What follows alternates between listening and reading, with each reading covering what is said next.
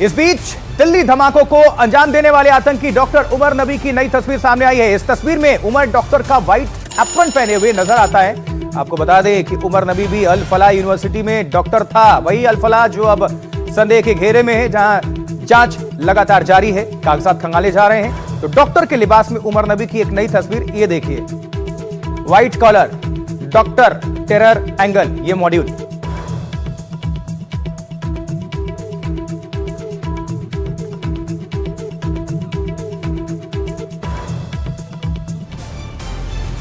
अगली खबर भी इसी से जुड़ी है। दिल्ली में 10 नवंबर को लाल किले के सामने हुआ धमाका एक साजिश के तहत किया गया और इस साजिश को उमर नबी ने अंजाम दिया। सूत्र बता रहे हैं कि अमोनियम नाइट्रेट में विस्फोट के लिए पेट्रोलियम ऑयल और डेटोनेटर्स का इस्तेमाल किया गया। सबूत के तौर पर फोरेंसिक टीम ने मौके से 50 से ज्यादा सैंपल्स इकट्ठे किए हैं, जिनमें कुछ पतले तार भी मिले हैं।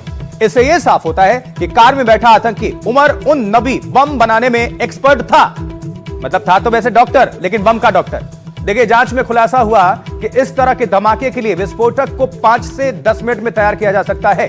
सवाल यह है कि क्या लाल किले की पार्किंग में 3 घंटे के दौरान उमर इसी धमाके की तैयारी कर रहा था और तैयारी पूरा होते ही वो पार्किंग से बाहर निकल गया और फट पड़ा।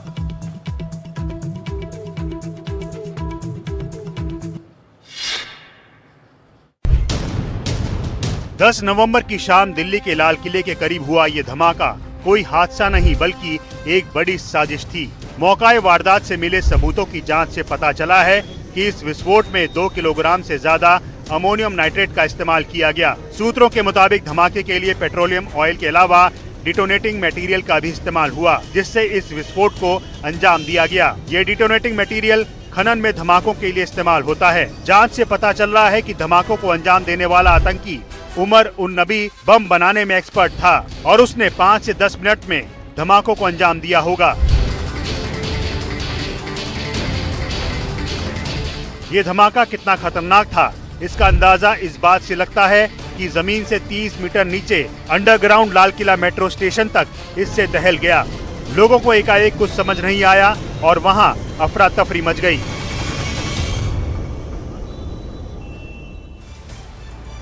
और अपराध की दुनिया में इस वक्त क्या चल रहा है, तो क्राइम जगत से जुड़ी 4 बड़ी खबरें आप सभी तक पहुंचा देते हैं। देखिए अपडेट 4 खबर। ग्वालियर के सेंट्रल जेल में गांजा सप्लाई का खुलासा हुआ है। ड्यूटी के दौरान जेल में गांजा सप्लाई करते पकड़ा गया सिपाही, जेल प्रशासन ने किया सस्पेंड। आरोपी सिपाही से पूछताछ चल रही है। राजस्थान के भीलवाड़ा में मामूली कहासुनी के बाद पिता ने बेटे पर किया तलवार से हमला, बेटे की हालत गंभीर, अस्पताल में इलाज जारी। यूपी के श्रावस्ती में परिवार के 5 लोगों की मौत के बाद सनसनी। पति ने पहले पत्नी और 3 बच्चों को मौत के घाट उतारा और फिर फांसी लगाकर खुदकुशी कर ली। राजस्थान के अलवर में टीचर के घर फायरिंग मामले में 2 आरोपी गिरफ्तार। पुलिस ने भरे बाजार में निकाला बदमाशों का जुलूस।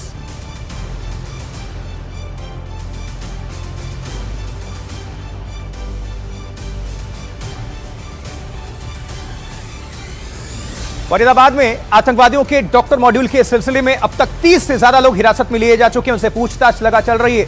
इनमें से 8 लोग गिरफ्तार किए गए, जिनमें doctor Adil Rather, doctor Muzammil Ganai, doctor Shaheen Saeed शामिल हैं। इसके अलावा कुल 13 डॉक्टर्स को हिरासत में लिया गया है, उनसे पूछताछ लगातार कड़ाई के साथ चल रही है। दिल्ली धमाकों के बाद से अल फलाह के कई डॉक्टर्स परिसर छोड़कर जा चुके हैं और कई डॉक्टर्स के फोन बंद आ रहे हैं। पुलिस सभी को ट्रस्ट करने में लगी हुई है। कब तक बचेंगे?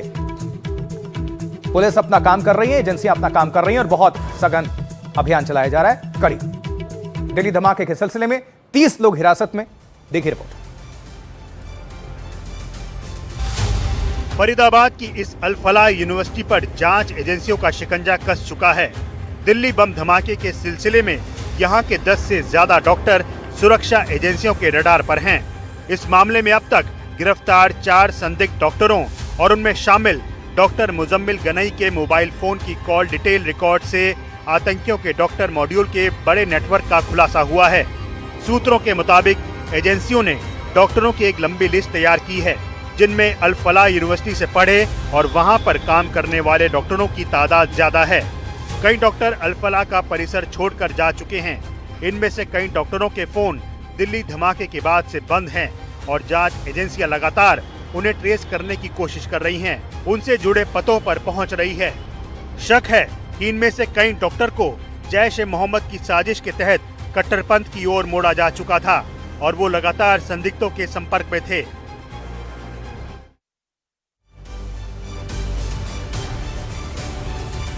इस बीच अल फलाह यूनिवर्सिटी की मुश्किलें कई मोर्चों पर बढ़ चुकी हैं। National assessment and accreditation council NAAC ने इस निजी यूनिवर्सिटी को अपनी वेबसाइट पर गलत तरीके से NAAC स्टेटस दिखाने पर कारण बताओ नोटिस जारी कर दिया है, क्योंकि इसके 2 कॉलेज का स्टेटस एक्सपायर हो चुका है। Al Falah school of engineering and technology को मार्च 2013 से मार्च 2018 तक ग्रेड A स्टेटस दिया गया था, जबकि डिपार्टमेंट ऑफ टीचर एजुकेशन को मार्च 2011 से मार्च 2016 तक ग्रेड A दिया गया था। और एक्सपायरी के बावजूद ये दोनों कॉलेज पुरानी रेटिंग दिखा रहे थे और ग्रेडिंग के नए सिरे से आकलन के लिए भी उन्होंने अप्लाई नहीं किया। इसे जनता, खासतौर पर छात्रों और उनके अभिभावकों के लिए गुमराह करने वाला बताते हुए कारण बताओ नोटिस जारी किया गया है। NAAC ने 7 दिनों के भीतर कारण बताओ नोटिस का जवाब मांगा है और यह कहा गया है कि यूनिवर्सिटी को NAAC द्वारा भविष्य में विचार करने के लिए अयोग्य क्यों ना घोषित कर दिया जाए। यह भी कहा गया है कि NAAC क्यों ना national medical commission, national council for teacher education और all India council for technical education को भी कार्रवाई की सिफारिश कर दे। उधर association of Indian universities AIU भी अल फलाह यूनिवर्सिटी की सदस्य निलंबित कर चुकी है। AIU सभी विश्वविद्यालय के सामने आए मुद्दों को उठाने का एक साझा मंच है। अब एक बड़ी खबर, सवाल यह उठता है कि आतंकवादियों के डॉक्टर मॉड्यूल ने विस्फोटक हासिल कहां से किए, कैसे आया। NDTV की तफ्तीश में पता चला है कि धौज गांव, जहां अल फलाह यूनिवर्सिटी है, वहां से करीब 70 किलोमीटर दूर पिनगवान नाम के कस्बे से विस्फोटक खरीदा गया। यह कस्बा हरियाणा और राजस्थान की सीमा पर अरावली की पहाड़ियों के बीच स्थित है। यहां खेती और बागवानी में इस्तेमाल के लिए खाद बिक्री की कई दुकानें हैं। सूत्रों के मुताबिक विस्फोटक बनाने के लिए यहीं से NPK नाम की खाद की आड़ में अमोनियम नाइट्रेट खरीदा गया। सूत्रों के मुताबिक इसी का इस्तेमाल विस्फोट करने में किया गया। पिनगवा में दिनेश अग्रवाल उर्फ डब्बू नाम के दुकानदार को इस सिलसिले में गिरफ्तार किया गया है, क्योंकि उसकी ही दुकान से मुजम्मिल ने विस्फोटक खरीदे। सूत्रों के मुताबिक 2000 किलो NPK करीब 5 से 7 लाख रुपए में खरीदा गया। सूत्र बता रहे हैं कि इतनी बड़ी तादाद में जब कोई NPK खरीदता है तो उसका आधार कार्ड समेत जानकारी रखनी होती है, खाद रखने वाले दुकानदार को रखना होता है, लेकिन इस मामले में इन नियमों की धज्जियां उड़ा दी गई।